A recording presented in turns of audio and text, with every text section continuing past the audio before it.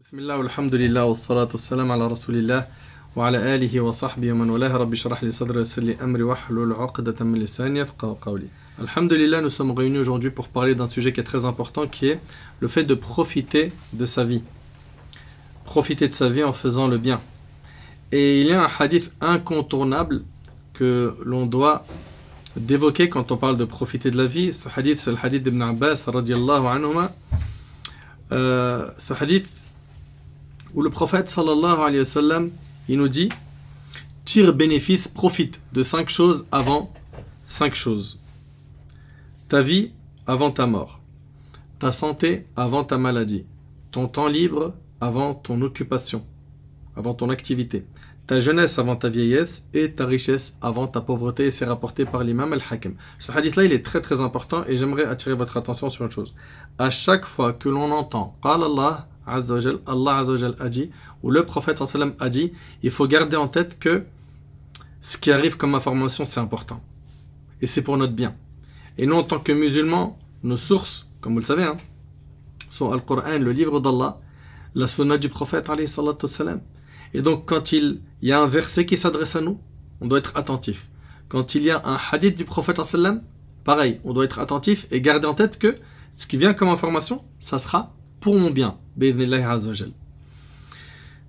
C'est un conseil plein de valeurs et un rappel englobant beaucoup de sagesse de la part du prophète sallallahu alayhi wa sallam. Vous savez que le prophète sallallahu alayhi wa sallam, il était quoi? Compatissant et miséricordieux envers les croyants. Et combien on a besoin de ces rappels, de nous rappeler le but de notre existence. Pourquoi est-ce que nous sommes sur terre? Nous sommes sur terre, ahbab el-karam, pour concrétiser l'unicité d'Allah subhanahu wa ta'ala, pour adorer Allah tabarak wa ta'ala comme il le veut lui, azza wa jal. Et il nous a envoyé un modèle qui est Rasulullah sallallahu alayhi wa sallam, qui est le meilleur homme qu'Allah subhanahu wa ta'ala a créé, notre modèle qui nous a tout enseigné, sallallahu alayhi wa sallam, et qui nous a expliqué comment nous rapprocher d'Allah subhanahu wa ta'ala, comment gagner la félicité et comment s'écarter du châtiment de l'enfer. Wala'iyadu billah, qu'Allah nous en protège. On voit les jours passer, les années s'écouler, et les bagages qu'on est en train de charger pour le jour du jugement, ils se remplissent. La question que je me pose, et que je pose également à ceux qui nous écoutent, c'est: qu'est-ce qu'on a mis dans ce bagage? Avec quoi est-ce qu'on va rencontrer Allah subhanahu wa ta'ala? Est-ce que le jour du jugement, on va rencontrer Allah avec des tonnes de hasanat, au point où on sera même surpris de leur nombre? Ou est-ce que le jour du jugement, ça va être un jour difficile pour nous, un jour plein de regrets? Allah tabarak wa ta'ala, il nous dit dans le Coran que la personne, elle dira, celle qui a mal agi, elle dira: Seigneur, si seulement tu m'accordais un court délai. Lawla akhartani ila ajalin qarib. Pourquoi? Fa asaddaq wa akum min as-salihin. Je ferai l'aumône, écoutez bien, et serai parmi les gens de bien. Regardez ce que la personne souhaite au moment de sa mort. C'est faire l'aumône, dépenser, et donc se détacher du matériel, se détacher de la dunya, se détacher de l'argent, qui aujourd'hui en a rendu plus d'un aveugle, et je ferai partie des gens du bien. Mais, subhanallah, il faut que tu attendes ce moment pour souhaiter être parmi les gens de bien. Pourquoi ne pas prendre une ferme résolution dès maintenant et de se dire: je veux faire partie des gens du bien dès maintenant? Et comme Ibn Kathir rahimahullah a dit: Man aasha ala shay mata alayh, wa man mata ala shay bu'itha alayh. Celui qui vit sur une chose, il vit sur la piété, il mourra sur la piété. La piété, c'est-à-dire, c'est quoi la piété? C'est faire ce qui est obligatoire et délaisser ce qui est interdit. Celui qui vit sur la piété mourra sur la piété, et il sera ressuscité le jour du jugement sur celle-ci. Et celui qui vit sur le péché, la désobéissance, la transgression, la rébellion, il est probable, il est possible qu'il ait une mauvaise fin. Et la fin de la personne, c'est un indicateur de comment était sa vie. Vous savez, la fin de la personne, le prophète sallallahu alayhi wa sallam dit: Innamal a'mal bil khawatim, les actions ne valent que par leur fin. Un bon indicateur pour toi, c'est ta fin. Que la personne, elle a une bonne fin. Assallah subhanahu wa ta'ala an yuhsin khatimatana. J'implore Allah qui nous accorde à tous et à toutes une bonne fin. Mais ce que les gens oublient, c'est qu'Allah subhanahu wa ta'ala, il dira à la personne qui dira: je veux revenir sur terre, je veux un délai. Allah il lui dira, Kalla, ce n'est pas possible. Le prophète alayhi salatu wassalam a donc conseillé à la communauté musulmane d'utiliser notre vie à bon escient avant notre mort. Car la vie est un capital. La vie, c'est un cadeau de la part d'Allah subhanahu wa ta'ala. Et chaque jour, tu te dois de construire pour l'au-delà. Chaque jour, ça doit être une mission que tu as dans ta tête. C'est, ok, aujourd'hui, j'ai fait ça comme bonne action. J'aimerais en rajouter. J'aimerais, avant de mourir, avoir parrainé beaucoup d'orphelins. Avoir, bien évidemment, vous savez, parrainer des orphelins, faire des aumônes, qiyam layl, Coran. Là, ici, on parle de quoi? D'actes surrogatoires. Moi, pourquoi je vais directement sur les actes surrogatoires? Parce que je parle à des gens qui, pour moi, l'obligatoire, il est déjà soudé. C'est-à-dire, pour moi, c'est un acquis. Quelqu'un fasse les 5 prières, on parle de quelque chose, normalement, à l'âge de 10 ans, ça y est, tu es déjà sur les rails de la salat. Donc, vous voyez bien que je ne m'attarde pas sur la zakat. Chaque musulman, il est censé payer la zakat. Après, ce qui est triste, c'est qu'il y a encore beaucoup de musulmans qui ignorent comment la sortir. Le jeûne du ramadan, généralement, vous connaissez les règles. La prière, la faire correctement. Le hajj également. Donc, n'oubliez pas qu'Allah subhanahu wa ta'ala, il aime les actes obligatoires plus que les actes surrogatoires. Et si tu veux faire ce qu'Allah aime le plus, soude l'obligatoire. Puis, fais du surrogatoire. Une invocation. Je pense que tout le monde la connaît. Dua ou l'istiqadh. Qu'est-ce qu'on dit? Alhamdulillah, alladhi ahyana. Ba'dama amatana wa ilayhi nushur. Louange Allah qui nous a fait revivre après nous avoir fait mourir. Et vers lui est le retour. C'est rapporté par le Bukhari. Subhanallah. Le sommeil, c'est une petite mort. Et Allah subhanahu wa ta'ala, il t'accorde ce cadeau le matin de pouvoir être en vie. Le matin, tu te réveilles, tout fonctionne dans ton corps, Allahumma lakal hamd. Le prophète sallam, il remercie Allah. Cette journée peut permettre à l'homme de revenir vers Allah, d'être généreux, de se repentir, de se rapprocher d'Allah. Le prophète alayhi salatu wassalam a dit, le meilleur d'entre vous est celui dont la vie s'est allongée et dont les actions se sont perfectionnées. Rapporté par Tirmidhi. Est-ce qu'on est de cela? Faisons chacun d'entre nous un bilan aujourd'hui de notre vie. Si je meurs tout de suite, si l'ange de la mort vient prendre mon âme aujourd'hui à minuit, si l'ange de la mort vient prendre mon âme au Fajr prochain, est-ce que ce que j'ai comme bagage est assez suffisant pour rencontrer mon Seigneur? Ou est-ce que c'est trop fragile? Et si c'est trop fragile, est-ce que j'en ai conscience ou pas? Et si j'en ai conscience, jusqu'à quand je vais continuer comme ça à vivre en étant insouciant, loin d'Allah, à l'abri de son stratagème Azza wa Jal? La vie, elle passe très très vite. Et chacun d'entre nous se doit de faire les comptes avec sa propre personne comme un commerçant il fait ses comptes avec ses associés. Chaque jour, voilà, on a gagné temps, on a perdu temps. Pourquoi on a perdu? Est-ce qu'on aurait pu mieux faire, etc., etc. Ben, chacun d'entre nous, avant de dormir, il y a un bilan à faire. Un bilan. Est-ce que ma vie actuellement, elle satisfait Allah subhanahu wa ta'ala? Est-ce que ce que je fais de manière générale, en secret et en public, c'est ce qui va m'attirer la satisfaction d'Allah, sa miséricorde, des récompenses, ou plutôt l'inverse? Et à nous d'être intelligents, Allah yabarik fikum. Là, ce qui joue, c'est grand, c'est une éternité au paradis. Et on n'a pas le droit de se louper sur ça. Ça doit être pour nous un one-shot. Vous connaissez one-shot? Un one-shot, c'est-à-dire, j'arrive le jour du jugement, je suis revêtu rapidement, je n'attends pas 50 000 ans comme certains. Ok? Le temps, il est réduit pour moi. Je suis sous l'ombre du trône d'Allah tabaraka wa ta'ala. Je bois du bassin du prophète alayhi salatu wassalam. Le prophète, il intercède pour moi. Mon jugement, il est facilité. Mon livre, il m'est remis de la main droite. Je traverse le pont du Sirat rapidement. Mais pour tout ça, vous croyez que ça c'est sans effort, sans rien? Subhanallah. Pour avoir un doctorat, il y en a, ils ont fait des dizaines d'années pour étudier. Et ils ont sacrifié des nuits. Et ils ont veillé, boire des cafés. Ils ont goûté au stress. Ils ont goûté à énormément d'épreuves pour obtenir un grand diplôme sur Terre. Là, on ne parle pas d'un diplôme comme ceux de la dunya. Là, on parle de rentrer au paradis pour l'éternité. l'éternité. Franchement, quand tu entends l'éternité, normalement, ça doit nous faire quelque chose à l'intérieur du cœur. Wallah al-azim, on doit se réveiller. On doit se dire, mais attends, mais jusqu'à quand comme ça je suis endormi? Jusqu'à quand je vois des gens se repentir? Lui, il a commencé salat, et moi je le regarde. Elle a porté le hijab, et la sœur, elle dit, mashallah, et elle a envie de le faire. Mais qu'est-ce qui t'empêche de faire comme lui ou comme elle? Pourquoi on est toujours là sur les quais? On voit des gens prendre les trains pour le repentir, et nous, on reste sur les quais. Jusqu'à quand on reste sur les quais? Pourquoi? Et puis, supposons que tu as pris un train, ok? Il t'a fait, mashallah, avancer, c'est-à-dire spirituellement, tu as fait un bout de chemin. Tu arrives dans un autre quai, pour une autre station spirituelle, tu veux encore aller de l'avant, et tu rates un train. C'est-à-dire quoi, tu rates un train? C'est-à-dire, tu es tombé dans le péché. Est-ce que quand on tombe dans le péché, on reste comme ça, on pleure notre sort et on fait rien? Ben, celui qui pleure son sort, qui fait rien pour s'en sortir, c'est comme quelqu'un qui reste sur les quais. Il y a plein de trains qui arrivent et il ne veut pas prendre le prochain. Prends le prochain. Prends le prochain train, repens-toi, pars avec ceux qui se repentent, fréquente les bonnes personnes, sois quelqu'un d'assidu au salawat.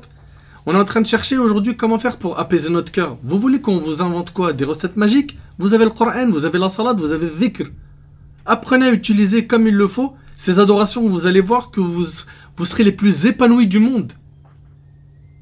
Mais je ne sais pas pourquoi aujourd'hui, un grand nombre de musulmans, tu leur parles, moi je crois que j'ai un mal occulte, j'ai du SOS, je suis pas bien, je crois que j'ai un djinn, j'ai fait un cauchemar qui dit ça, j'ai fait ceci, j'ai fait cela. Mais rapproche-toi d'Allah. Rapproche-toi d'Allah, tu verras que toute ta vie ira mieux. Chacun d'entre nous doit penser à sa vie. Et à ces bagages aujourd'hui qu'on est en train d'alourdir. On met quoi dedans? La mort, elle ne connaît pas un âge particulier. Elle ne vient pas à une période particulière. On le voit de plus en plus. Covid ou pas Covid, hein. Jeune, moins jeune. Malade ou sans maladie. Beaucoup de gens meurent. La mort subite touche de plus en plus de monde. Ne prenez donc pas notre belle religion, cette magnifique religion, comme un sujet de distraction et d'amusement. Ne soyez pas dupes de cette vie d'ici-bas. Et ne soyez pas dupés par Shaitan qui ne se repose pas. Subhanallah. Allah tabaraka ta'ala nous l'a dit, Hatta idha ja'a ahadahumul maut, qala rabbi irji'un, la'alli a'malu salihan fima tarakt. Puis lorsque la mort vient à l'un d'eux, il dit, oh mon Seigneur, fais-moi revenir sur terre. Fais-moi revenir sur terre, Rabb, afin que je fasse du bien dans ce que je délaissais. La réponse d'Allah sera négative. Kalla innaha kalimatun huwa qailuha. Allah subhanahu wa ta'ala, il nous met en garde contre le fait de se distraire de cette vie d'ici-bas et d'oublier l'au-delà. Ô vous qui avez cru que vos biens et vos enfants ne vous distraient pas du rappel d'Allah. Et quiconque fait cela, alors ceux-là seront les perdants. Vous entendez ce qu'il dit Allah subhanahu wa ta'ala? Ainsi toute personne négligente de ses devoirs regrettera au moment de son agonie. L'agonie, c'est les derniers instants de ta vie. C'est quand tu es mourant. Ces moments-là, ils seront douloureux pour celui qui n'a pas assuré. Et il demandera un délai, mais ça sera trop tard. Allah tabarak wa ta'ala dit وَأَنذِرْهُمْ يَوْمَ الْحَسْرَةِ et avertis-les du jour du regret. Donc la vie, il va falloir que on la reprenne en main sérieusement.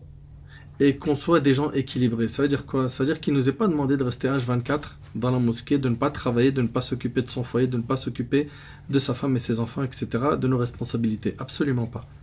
L'islam, c'est l'équilibre. L'islam te prend de là où tu es pour t'amener vers le meilleur.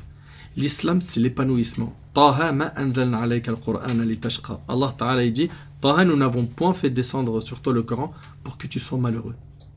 L'objectif de notre religion, c'est qu'on puisse goûter au bonheur dans cette vie avant de goûter à celui de l'au-delà.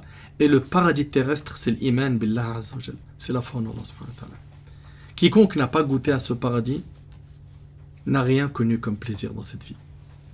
Parce que tout plaisir dans cette vie, il est éphémère.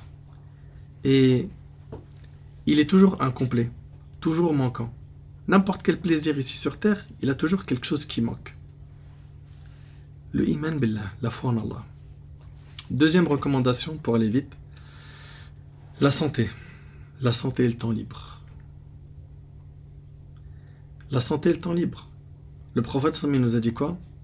Il nous a dit profite de ta vie avant ta mort, de ta santé avant ta maladie, de ton temps libre avant ton activité. Et le prophète sallam a dit dans le hadith très connu rapporté par l'imam al-Bukhari, il a dit Ni'matan maghbounun fihima kathirun min an-nas, as-sihha wal-faragh.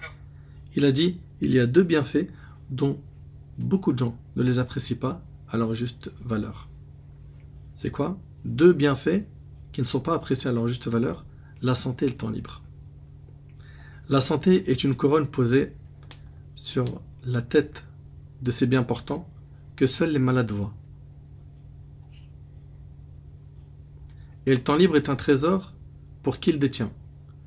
Chose que ne voient que les personnes débordées d'activité. La santé. Tous les matins, Allahumma lakal hamd, tu vas bien.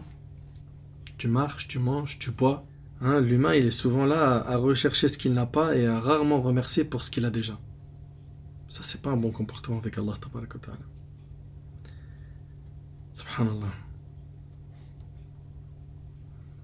Nos ancêtres, rahimahumullah, ils ont connu la valeur du temps. Et combien sont nombreux nos ancêtres qui ne perdaient pas leur temps. Vous lisez leur biographie, vous vous étonnez. Wallahi al-azim, vous vous étonnez. J'ai tellement d'histoires, mais c'est juste pour écourter, que je vous inviterai, Inch'Allah, à lire comment nos pieux prédécesseurs utilisaient leur temps. Vous allez voir. Hein. Et si on pouvait l'acheter, le temps libre, on l'achèterait. Et quand j'entends des gens dire j'ai du temps à mourir, je sais pas quoi faire, je m'ennuie, je galère, viens, on tue le temps. T'as pas un plan pour tuer le temps? Tu fais quoi là? Bah, t'as vu, on fout rien, on est là. Hein. Mon cerveau il explose quand j'entends ces paroles. Je me dis mais comment ils font? Profite donc de ta santé et utilise ta santé pour jeûner, pour te rapprocher d'Allah, des jeûnes surrogatoires. Utilise ta santé pour faire des prières surrogatoires, des prières de nuit. Utilise ta santé pour aller à la mosquée.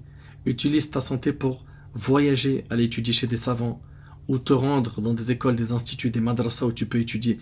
Utilise ta santé pour visiter les malades. Utilise ta santé pour faire salatul rahim. Utilise ta santé pour faire le bien.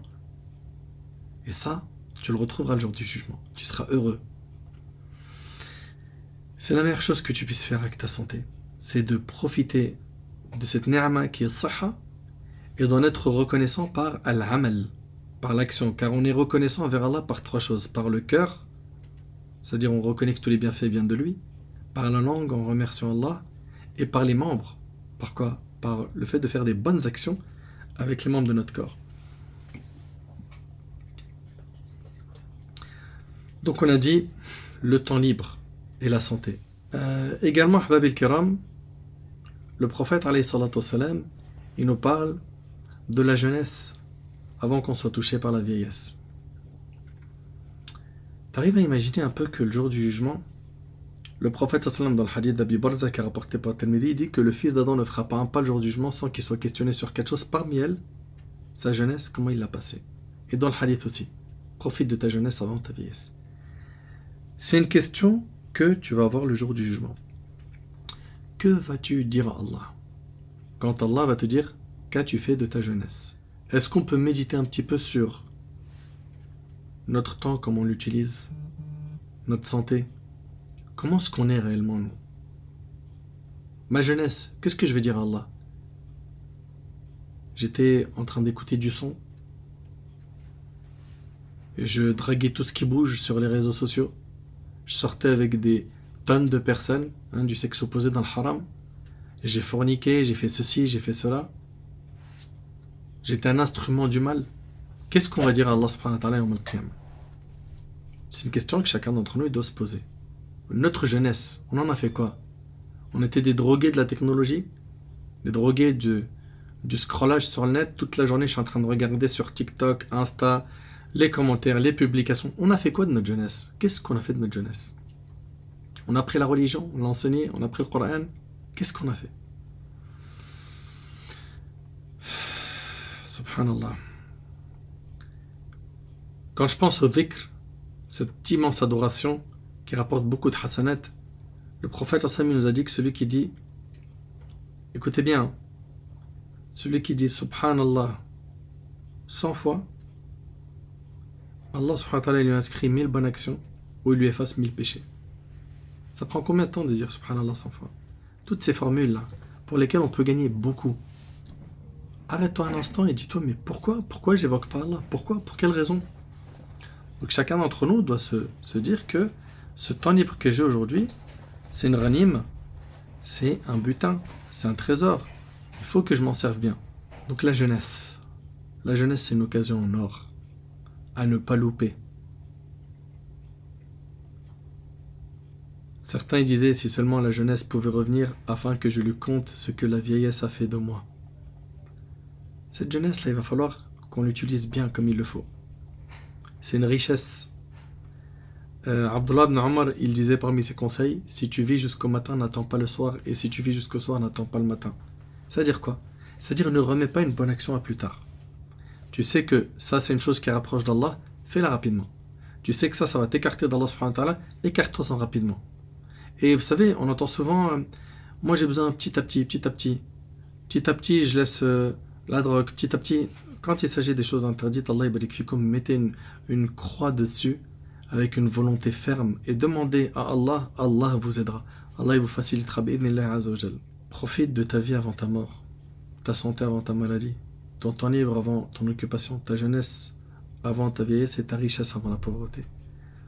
Il est possible qu'Allah tabarak wa ta'ala t'ait ouvert la porte de la dunya, l'argent. Et il est possible que quelque temps après, il t'éprouve par la pauvreté. Pendant ce laps de temps où Allah il t'avait donné de l'argent, est-ce que tu as donné haqq Allah azza wa jal, le droit d'Allah, la zakat? Est-ce que tu as dépensé cet argent dans... Déjà avant ça, est-ce que tu l'as gagné dans le halal? Est-ce que tu l'as dépensé dans le halal? Est-ce que tu as fait des aumônes? Est-ce que tu as aidé les gens avec ton argent? Est-ce que tu en as tiré profit? Tirer profit, ça veut dire tu l'as investi dans ce qui va t'aider yawm al-qiyamah. T'as le droit, bien évidemment, de te faire plaisir, de manger des bons plats, etc. Ok? Bien sûr, avec modération. Et tant que tu ne franchis pas les lignes rouges de notre religion. Mais cet argent qu'Allah tabaraka wa ta'ala t'a accordé à un moment donné de ta vie, ou il va peut-être l'accorder dans un futur proche. Il y en a, on les entend. Moi, si j'ai de l'argent, je vais construire des mosquées, je vais faire ceci, je vais faire cela, je vais. Puis Allah, il leur ouvre d'un seul coup la porte de l'argent. Parfait. Qu'Allah, il te rajoute. Ok. Et après? Maintenant, t'en fais quoi? C'est quoi tes objectifs? Toujours les mêmes? Ah, c'est plus les mêmes, c'est pas pareil. Tu vas investir dans un business, je comprends. Mais à chaque fois que tu avances dans ta vie, surtout financièrement, apprends à casser la tirelire et à vraiment faire un creux, un bon creux dans ton compte pour Allah, et sache que derrière Allah il va te rajouter. Parce que tu es en train de commercer avec le riche par excellence, Allah tabaraka wa ta'ala. Mais par contre, vivre avec l'optique de non, je peux donner que des miettes parce que j'ai beaucoup à construire dans la dunya, puis après je ferai que, wallahi, toute personne qui commerce avec Allah sait que c'est une tijara rabiha. Il va gagner à 1000%. C'est un investissement fructueux à 1 000 000%. Allah tabaraka wa ta'ala, il nous l'a dit dans le Coran. Il a dit Yamhaqu Allahu ar-riba wa yurbi as-sadaqat. Allah, il anéantit l'usure et il fait fructifier les aumônes. Qu'est-ce que tu veux de plus? Donc s'il vous plaît, barakallahu fikum, notre vie elle est trop importante pour qu'on la gaspille, qu'on la gâche dans ce qui ne sert à rien. Il faut qu'on se rapproche d'Allah et pour ça il faut des connaissances, il faut apprendre, il faut évoluer, il faut demander à Allah, il faut une bonne fréquentation, il faut faire les causes. Profitons de notre santé, ta jeunesse avant ta vieillesse. Il y a des gens, ils sont arrivés à un certain âge où il n'a pas pu faire d'adoration, ou plutôt il n'a pas fait volontairement certaines adorations quand il était jeune, et aujourd'hui il va aller au Hajj, il va aller faire des adorations, il n'a plus la santé d'avant. Et il dit si seulement pendant que j'avais la santé, j'avais profité quand j'étais jeune, et ta richesse avant ta pauvreté. Aujourd'hui tu as de l'argent, c'est pas sûr que tu le gardes à vie. Donc marque le coup, maintenant, marque le coup pour toi, pour ton bien, pour ton futur, afin qu'Allah subhanahu wa ta'ala il te facilite ici-bas et dans l'au-delà. Donc profitons Allah barik fikum de notre vie, profiter de la vie, c'est surtout ne pas oublier l'au-delà. Ok, je suis pas en train de dire qu'on n'a pas le droit de profiter des jouissances de la vie d'ici-bas. Allah ta'ala il a dit wala tansa nasibaka min ad-dunya, n'oublie pas ta part dans la vie d'ici-bas, tu as le droit de voyager, t'amuser, etc., de rigoler, tant que c'est dans un cadre, on a dit, qui est permis par ta religion, qui est fait avec modération. Mais s'il vous plaît, le plus important, c'est l'autre vie. Le prophète ça m'a dit, et c'est avec ça que je termine, il n'y a de vraie vie que la vie de l'au-delà. Il n'y a de vraie vie que celle de l'au-delà. La vraie vie, c'est l'autre. Celle-là, on est ici pour préparer l'autre. Faut pas qu'on se loupe. C'est un one-shot pour nous, bi'idhnillah. Faut pas penser, comme certains, ils disent, ouais, moi, de toute façon, Inch'Allah, bon voilà, t'as vu comme c'est bancal dans ma vie, je pense que je vais aller en enfer, je sais pas combien de temps, mais Inch'Allah, à la fin, je finirai au paradis. Mais pourquoi, dans ta tête, déjà, tu penses à vouloir aller en enfer ou que tu vas aller en enfer? Non. Fais le nécessaire pour sauver ta peau. Attache-toi à la miséricorde d'Allah et fais tout pour la mériter, cette miséricorde. فأسأل الله سبحانه وتعالى أن ينفعني بما قلت وأن ينفعكم بما سمعتم وأسأل الله عز وجل أن يوفقني وإياكم لما يحب ويرضى أسأله تبارك وتعالى أن يحسن خاتمتنا وأن يوفقنا في الدنيا والآخرة حفظكم الله ورعاكم. Je vous remercie pour l'écoute attentive. بارك الله فيكم جزاكم الله خير وآخر دعوانا الحمد لله رب العالمين.